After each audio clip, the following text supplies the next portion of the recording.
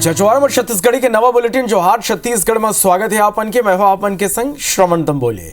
छत्तीसगढ़ में पंचायत चुनाव पर मतदान जारी है। छत्तीसगढ़ में पंचायत चुनाव पर मतदान हुआ थे। पंचायत चुनाव के दूसरा चरण के आज मतदान है। मजनिया 3 बजे तक मतदान हुई। 44 विकास खंड में 40 लाख मतदाता अपन मताधिकार के प्रयोग करी। 26,988 पंच, 3,774 सरपंच के पद पर मतदान होते। जिला पंचायत, जनपद पंचायत सदस्य, पंच, सरपंच आज चुने जाए हैं।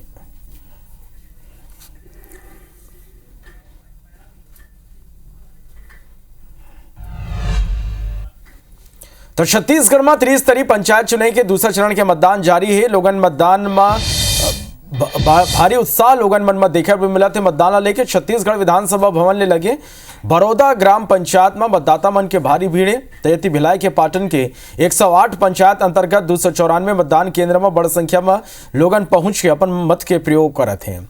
तब भानु प्रतापपुर के सब 127 मतदान केंद्र में ग्रामीण मन बिहनिया ले लाइन में लग के अपन वोट डाला थे।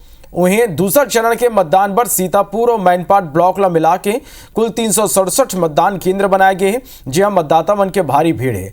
महासमुंद जिला के 5 ब्लॉक में गांव सरकार चुने पर लोगन में भारी उत्साह है। रामानुजनगर विकासखंड में, प्रेमनगर विकासखंड में घलो मतदाता अपन मताधिकार के प्रयोग करते हैं। बीजापुर जिला के जनपद पंचायत क्षेत्र उसूर, जनपद पंचायत क्षेत्र भोपालपट्टनम में घलो मतदाता मन में भारी उत्साह है। वहीं धमतरी में घलो चुनाव लेके मतदाता मन में बड़ उत्साह देखे बर मिला थे।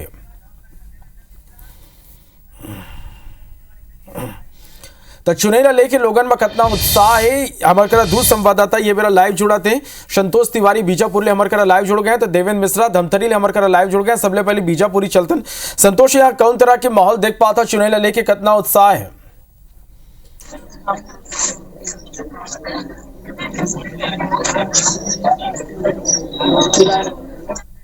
संतोष, आप मतलब मोर आवाज मिला हुई तो जानना चाहो कि आज त्रिस्तरीय पंचायत चुनाव के दूसरा चरण के मतदान हुआ थे। ये बार आप मन कहा मेरा मौजूद है, कितना उत्साह लोगन मन में ये मतदान ला लेके? कोशिश करबो हमारे संवाददाता संतोष ले जुड़े के। धमतरी चलतन देवेंद्र मिश्रा हमारे करा बने हुए हैं। देवेंद्र, आज दूसरा चरण के मतदान हुआ थे। बिहानिया ले अलग अलग जगह के मन तस्वीर देखे, मतदाता मन में भारी उत्साह है गांव के सरकार चुने ले लेके। धमतरी में कौन तरह के माहौल है, कितना उत्साह मतदाता मन में, का तस्वीर आपन देख पात हो? जी श्रवण, बताओ धमतरी के दूसरा चरण के मतदान जो है 7 बजे से शुरू होके बता दें। जो ब्लॉक है उमा जो है 1,63,501 जो मतदाता है, यहाँ के मतदाता है जो अपन गांव के सरकार चुने पर लगातार जो है मतदान केंद्र में पहुंचाते हैं और घर से निकल के मतदान करे हुए पहुंचे। बता दूं कि धमतरी के जो मैं भी मौजूद हूँ वो बडली जो ग्राम पंचायत वहां मौजूद हूँ। ये कुछ ब्लॉक के सबसे बड़े ग्राम पंचायत है। संबंध में मतदाता मना बड़े ही संख्या में पहुंच करके मतदान करे पर घर से निकले हैं। आप देख सकते हैं तस्वीर है, ये खूबसूरत तस्वीर जो है लोकतंत्र की तस्वीर है, जिसमें आप देख सकते हो कि मतदाता जो है अपन कतारबद्ध होकर के अपन मतदान के बारे में इंतजार करते हैं। और लगातार जो है लगातार जो धमतरी में जो है दूसरी तरह के जो मतदान है वो जारी है। बता दूं तो 10 बजे तक की धमतरी में 15 से 17% के मतदान जो है यहाँ हो चुके हैं। अपन गांव सरकार चुने पर लोग बना पहुंचे सब बात कर वो आप मतदान पहुंची हुई बता मुद्दा है आपके गाँव में। सबसे पहली बात ये है कि हमारे गाँव की मंडली जो है बहुत ही अच्छा गांव है, बहुत बढ़िया गांव है। यहाँ जो शहरवासी के सौहार्द के जो है इतना नहीं है। जिस जो लोगों का मुद्दा तो ये है कि हमारा विकास का मुद्दा है। विकास ये होना चाहिए कि हमारे गांव मंडली में नल जल के खास व्यवस्था होना चाहिए। हमारे यहाँ तालाब नहीं है, तालाब के स्पेशली व्यवस्था होना चाहिए। और साथ ही साथ हमारे मनकर जो शमशान घाट है ना, तो वहां हम लोग सौंदर्यकरण चाहिए। वहां से ले जाए पर बरसात में बहुत तकलीफ होते तो हम लोग वहां से सीसी रोड चाहिए। और मतदाता पर बात जानने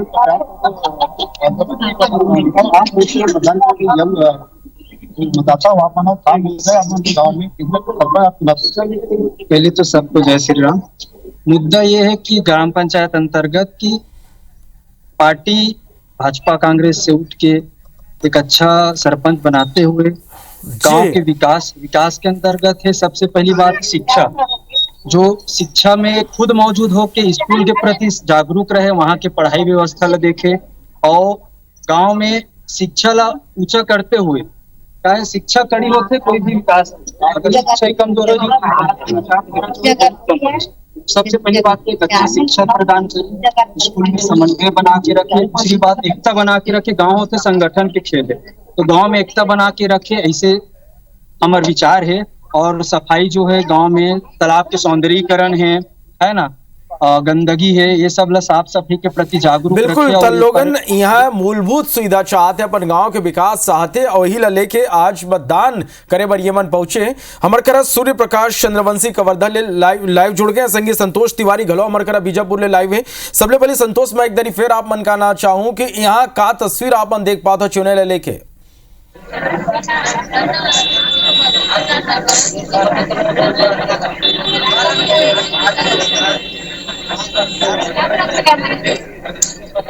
संतोष आप मन मोला सुन पाता?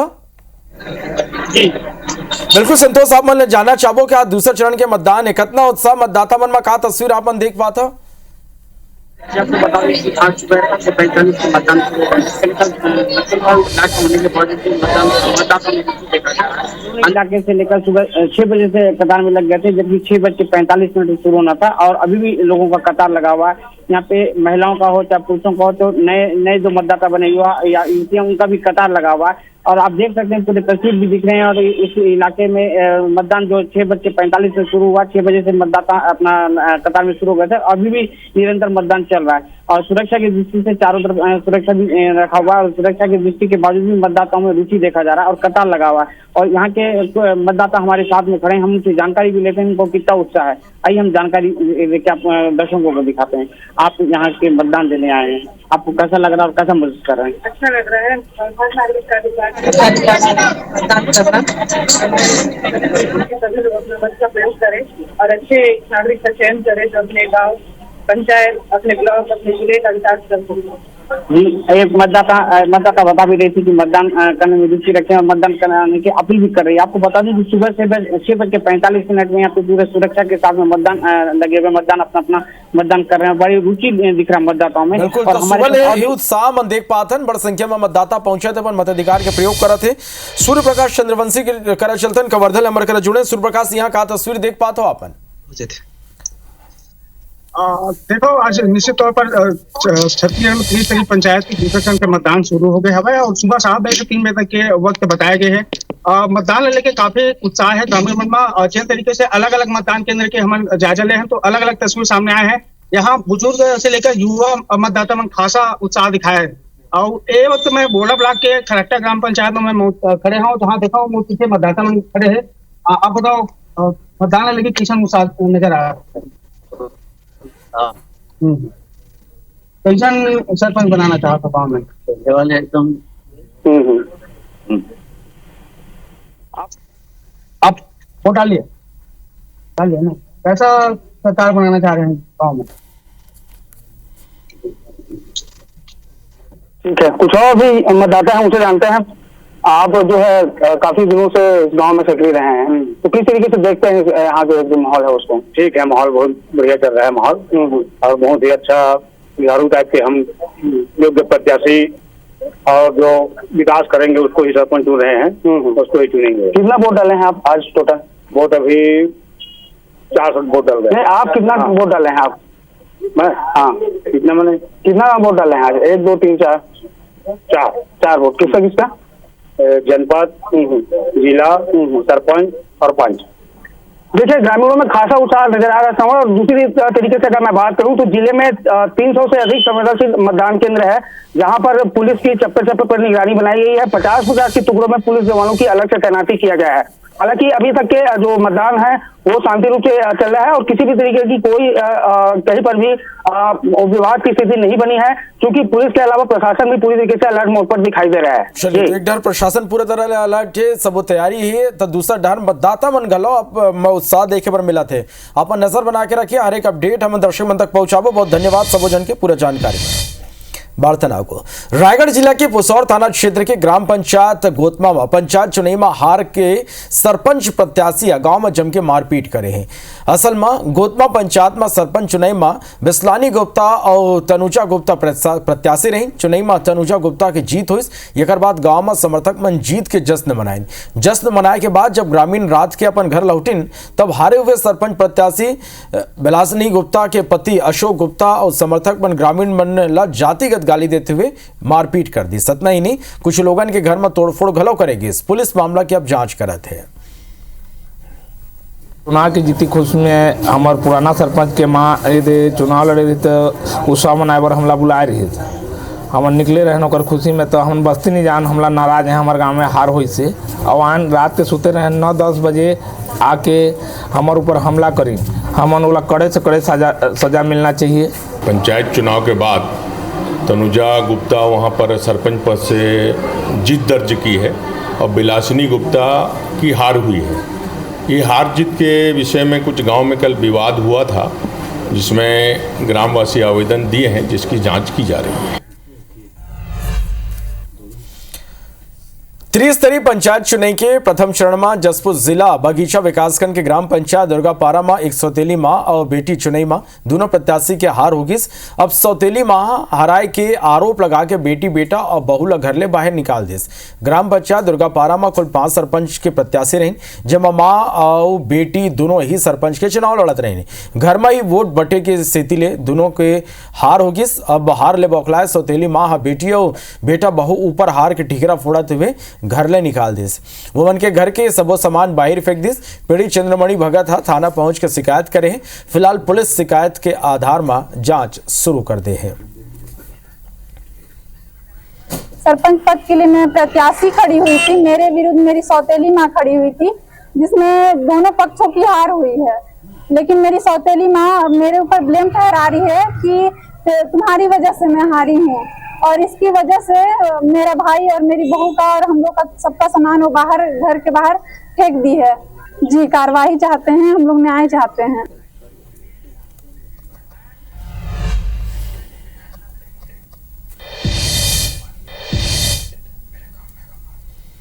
तो ये दिल्ली से सीधी तस्वीरें हम आप तक पहुंचा रहे हैं। दिल्ली की नई मुख्यमंत्री रेखा गुप्ता जिनका आज राज तिलक होना है और इसके लिए तमाम तैयारियां पूरी कर ली गई है। और रामलीला मैदान से सीधी तस्वीरें रामलीला मैदान पहुंची हुई हैं। और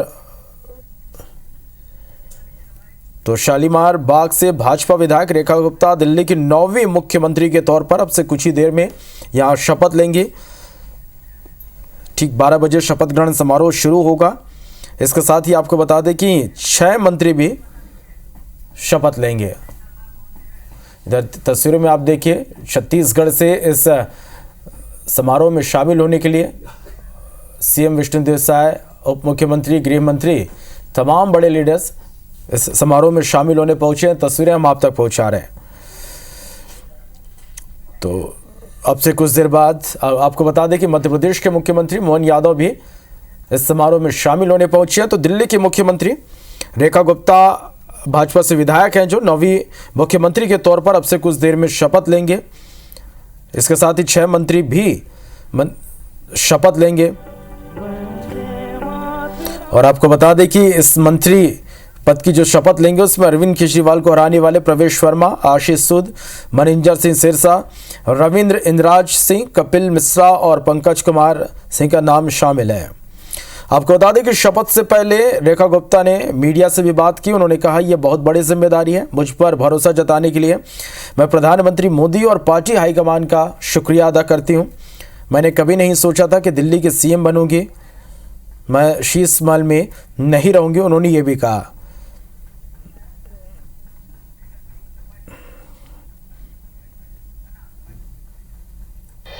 तो ये तस्वीरें आप देख पा रहे हैं अब से कुछ देर बाद। तो ये आप 2 तस्वीरें देख पा रहे हैं। छत्तीसगढ़ के मुख्यमंत्री विष्णुदेव साय यहाँ पर मौजूद हैं और इधर मध्य प्रदेश के मुख्यमंत्री डॉक्टर मोहन यादव भी इस समारोह में शामिल होने दिल्ली पहुंचे हैं। रेखा गुप्ता जो अब से कुछ देर बाद दिल्ली की मुख्यमंत्री पद की शपथ लेंगी। उनके राजनीतिक जीवन की बात करें तो 1994 से 95 तक दिल्ली के दौलत राम कॉलेज में उन्होंने स्टूडेंट विंग के सचिव रहीं। दिल्ली यूनिवर्सिटी में स्टूडेंट यूनियन की सचिव नियुक्त की गई। भाजपा युवा मोर्चा की राष्ट्रीय सचिव भी वो रही हैं साल 2004 से 6 तक। 2007 की हम बात करें तो दिल्ली की उत्तरी पीतमपुर वार्ड से पार्षद, भाजपा महिला मोर्चा की राज्य महासचिव रहीं। दिल्ली में राज्य महिला मोर्चा भाजपा की महासचिव भी नियुक्त की गई।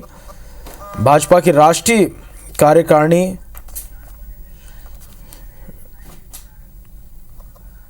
भी वो नियुक्त की गई।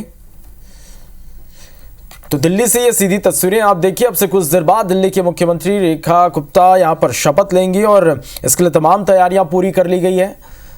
छत्तीसगढ़ के मुख्यमंत्री, मध्य प्रदेश के मुख्यमंत्री समेत तमाम दिग्गज इस समारोह में शामिल हुए हैं। सीधी तस्वीरें हम आप तक पहुंचा रहे हैं।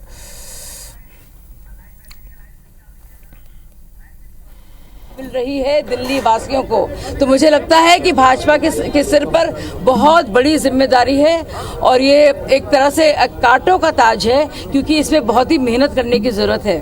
Thank you.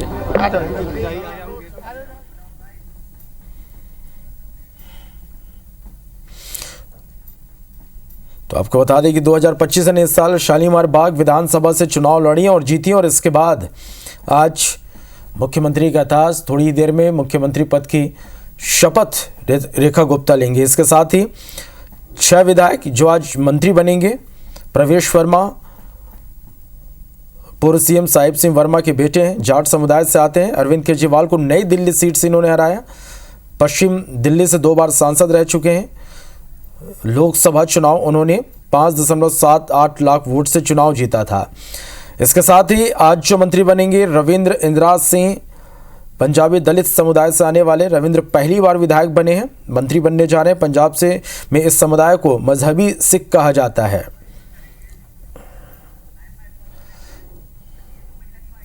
बाहर खड़े इससे बेहतरीन और क्या हो सकता है। इसके साथ ही पंकज कुमार सिंह जो आज मंत्री बनने जा रहे हैं। दिल्ली में बीजेपी के वर्निंग फैक्टर में पूर्वांचलियों का बड़ा रोल है और इस वजह से बिहार के बक्सर से आने वाले पंकज कुमार सिंह आज मंत्री पद की शपथ लेंगे। पहली बार विधायक बने हैं, इससे पहले वो पार्षद भी रह चुके हैं। मनंजर सिंह सिरसा भी आज शपथ लेंगे। कपिल मिश्रा, आशीष सूद आज मंत्री पद की शपथ लेंगे।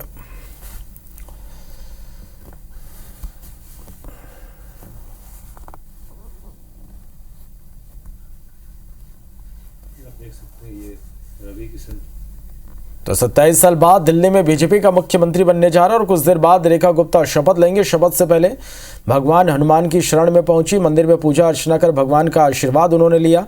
सीएम के साथ 6 मंत्री भी शपथ लेंगे। शपथ ग्रहण समारोह में प्रधानमंत्री नरेंद्र मोदी शामिल होंगे। इसके साथ ही सीएम मोहन यादव पहुंच चुके हैं। सीएम विष्णुदेव साय भी शामिल इसमें हुए हैं। एनडीए शासित राज्यों के सीएम भी इस समारोह में शिरकत करेंगे। तो दिल्ली में रेखा का राज तिलक अब से कुछ देर बाद 27 साल बाद दिल्ली में बीजेपी का मुख्यमंत्री होगा और कुछ देर बाद रेखा गुप्ता शपथ लेंगे। तो ये तस्वीरें आप देखिए। शालीमार बाग से भाजपा विधायक रेखा गुप्ता दिल्ली की 9वीं मुख्यमंत्री बनने जा रही। 9वीं मुख्यमंत्री के तौर पर अब से कुछ देर बाद शपथ लेंगे। रामलीला मैदान में ये पूरा आयोजन।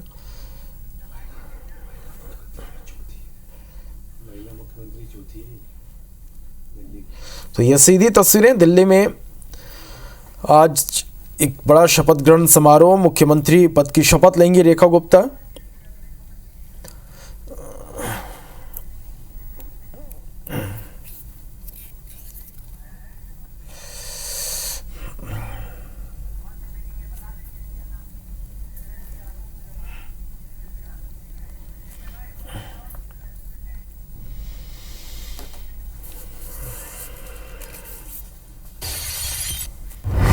और इस बीच एक बड़ी खबर आपको बता दें, भिलाई विधायक देवेंद्र यादव को जमानत मिल गई है। ये बड़ी खबर निकलकर इस वक्त सामने आ रही है। राजधानी रायपुर से सुप्रीम कोर्ट से देवेंद्र यादव को ये एक बड़ी राहत है, उन्हें जमानत दे दी गई है। बलौदाबाजार हिंसा मामले में जेल में बंद थे और सुप्रीम कोर्ट से एक सुप्रीम राहत, 17 अगस्त 2024 से रायपुर जेल में बंद रहे। तो ये बड़ी खबर, बलौदाबाजार हिंसा मामले में जेल में बंद भिलाई विधायक देवेंद्र यादव को जमानत मिल गई है। 17 अगस्त से रायपुर जेल में विधायक देवेंद्र यादव जेल में है। सुप्रीम कोर्ट से देवेंद्र यादव को एक बड़ी राहत मिली है। तो ये बड़ी खबर आप तक पहुंचा रहे हैं। बलौदाबाजार हिंसा मामले में उनकी गिरफ्तारी हुई थी, लगातार वो 17 अगस्त से रायपुर सेंट्रल जेल में थे। सुप्रीम कोर्ट से उन्हें अब जमानत मिल गई है। ये बड़ी खबर आप तक हम पहुंचा रहे हैं। आज इस मामले में फैसला आना था, सबकी निगाहें थी, लेकिन आखिरकार सुप्रीम राहत सुप्रीम कोर्ट से।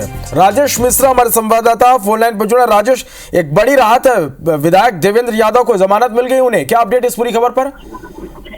जी, सबसे पहले मैं बता दूं कि बलौदाबाजार हिंसा के मामले में भिलाई के जो विधायक हैं देवेंद्र यादव 17 अगस्त से जेल में थे, लगातार न्यायिक रिमांड में वो चल रहे थे। उन्होंने सुप्रीम कोर्ट में जमानत के लिए आवेदन लगाया था और जो जानकारी मिली है कि सुप्रीम कोर्ट से भिलाई के जो विधायक हैं देवेंद्र यादव, उनको जमानत में मिल गई है। तो ये एक बड़ी राहत देवेंद्र यादव को मिली है। लगातार वो जमानत के लिए आवेदन लगा रहे थे, मगर अभी सुप्रीम कोर्ट ने इस मामले में फैसला दिया है और उनको राहत दे दी गई है। 17 अगस्त से वो देवेंद्र यादव इस पूरे मामले में जेल में बंद थे। और हम आपको बताते हैं कि बलौदाबाजार हिंसा हुई थी, उस हिंसा में देवेंद्र यादव पर यह आरोप लगा था कि उन्होंने वहां पर जो सत्तावी समाज के लोग हैं उनको भड़काने का आरोप उन पर लगा था और इसी मामले में वो जेल में थे और लगातार उनके जो वकील हैं जमानत की आवेदन लगा रहे थे और सुप्रीम कोर्ट में उन्होंने आवेदन लगाया और जो जानकारी मिली है कि वो उनको जमानत यहाँ पर मिल चुकी है। 17 अगस्त से वो जेल में बंद है। जी बिल्कुल राजेश, जिस तरह से उनकी गिरफ्तारी हुई और उसके बाद लगातार इस पर राजनीति भी देखने को मिले, इस पूरे घटनाक्रम को किस तरह से देखें? देखिए, पूरे घटनाक्रम की बात करें तो कांग्रेसियों का सीधा सीधा ये आरोप था, विपक्षी दल उनका सीधा सीधा आरोप था कि इस मामले में एक साजिश के तहत जो है देवेंद्र यादव को फंसाया गया है और एक पूरी पार्टी को बदनाम करने की कोशिश की जा रही है। वहीं सत्ता पक्ष के लोगों का और जो इस मामले की जांच कर रही पुलिस, उनका ये कहना था कि देवेंद्र यादव इस मामले में उनकी संलिप्तता थी। जो माहौल खराब हुआ था बलौदाबाजार हिंसा के मामले में, कलेक्ट्रेट में पूरी आग लगा दी गई थी, पूरा माहौल पर बिगड़ गया था, उसमें कहीं ना कहीं देवेंद्र यादव जिम्मेदार थे क्योंकि उस समय एक वीडियो वायरल हुआ था, तस्वीर वायरल हुई थी कि जो घटना हुई थी उसके पहले एक जो सभा हुई थी उस सभा में देवेंद्र यादव मौजूद थे। तो उन पर यह आरोप था कि सत्तावी समाज के लोगों को भड़काया गया था और उनके भाषण के बाद, उनके उपस्थिति के बाद यह दंगा भड़का और उसके बाद इतनी बड़ी घटना यहाँ पर हुई और इसी मामले में जांच के बाद देवेंद्र यादव को गिरफ्तार कर लिया गया था और 17 अगस्त से वो रायपुर जेल में थे, लगातार न्यायिक रिमांड में थे, उनसे लगातार पूछताछ की जा रही थी। इस बीच उनके जो वकील हैं वो लगातार जमानत के लिए आवेदन लगा रहे थे, तो सुप्रीम कोर्ट में उन्होंने आवेदन लगाया था और सुप्रीम कोर्ट से अब उनसे बड़ी राहत मिल चुकी है। जी राजेश, जिस तरह से देवेंद्र यादव की गिरफ्तारी हुई थी इस मामले में और इसके बाद लगातार इस पर राजनीतिक बयानबाजी हुई थी, अब एक बड़ी राहत मिली है, वो रिहा हो रहे हैं, ऐसे में एक बार फिर से क्या इस मामले में प्रदेश की राजनीति गरमाएगी? जी बिल्कुल, निश्चित रूप से राजनीति गरमाएगी क्योंकि देवेंद्र यादव अब जमानत में बाहर आ जाएंगे तो निश्चित रूप से फिर अब वो इस मामले में अपनी प्रतिक्रिया व्यक्त करेंगे, उनकी प्रतिक्रिया सामने में आएगी और इसको लेकर क्योंकि ये बड़ा गंभीर मामला था, सरकार के आने के बाद एक बड़ी हिंसा हुई थी, सत्तावी समाज के भी बहुत सारे लोगों को इस मामले में गिरफ्तार किया गया था और देवेंद्र यादव कांग्रेस के जो विधायक है उनको भी गिरफ्तार किया था और इस मामले में जो प्राथमिक जांच रिपोर्ट आई थी उसमें ये पता चला था कि कांग्रेस के लोगों के द्वारा, देवेंद्र यादव और कांग्रेस के कुछ लोगों के द्वारा वहाँ के जो लोग हैं सत्तावी समाज के लोग, उनको भड़काया गया था और उसके बाद ये दंगा फैला था और इसमें काफी क्षति भी हुई थी। अब चूंकि देवेंद्र यादव बाहर आ चुके हैं, जेल से जमानत में बाहर आ चुके हैं, तो निश्चित रूप से अब इसको लेकर राजनीति यहाँ पर गरमाएगी और इसमें एक चीज और ये भी है कि अब जो विधानसभा का बजट सत्र होने वाला है उस बजट सत्र में भी देवेंद्र यादव शामिल हो सकेंगे। जी चलिए, तो आगे इस पर अपडेट हम दर्शकों तक पहुंचाते रहेंगे, आप नजर बना के रखिएगा। राजेश, फिलहाल के लिए शुक्रिया पूरी जानकारी के लिए।